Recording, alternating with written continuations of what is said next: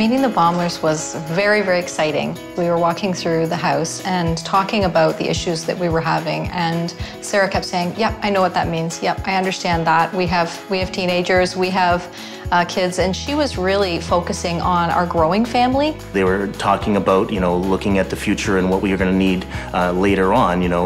We've got little kids that are going to grow up into teenagers and how our house is going to change. So I'm really hoping that they bring a great solution for us. One of the big priorities here, one of their wants, is to upgrade that bedroom in the basement. Put in a proper egress window, make it comfortable and cozy down there. Getting that in there, you're $2,000, maybe $3,000. So I don't think that's a massive expense. It makes the most sense if we can incorporate some family washroom in here that can be utilized by Lindsay and everyone when they're downstairs. Putting in a bathroom will not just be for the bedroom in the basement, but also just to put an extra bathroom in the house and take some pressure off the bathrooms upstairs. Putting this bathroom in, the question is going to be locating those drains and finding out exactly where they are. Then putting that bathroom together, you could be in the $15,000 range. I was really surprised, actually. The numbers that they were giving us, I think the amount we won, the prize from RBC, is going to be enough money for us to do what we need to do now and into the future.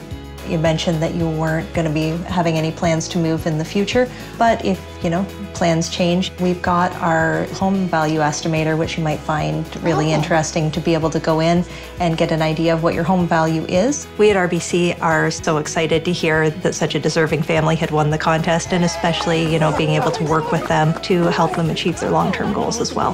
The other thing that Bryan and I had discussed a little bit was going on vacation. I never feel that, we're here as, construction and designer and giving them advice. It's more parent to parent, just to give them some tricks of the trade that work for our family and things we've learned along the way. Lots of ideas, lots of options. What do you think? I think it's great. I do.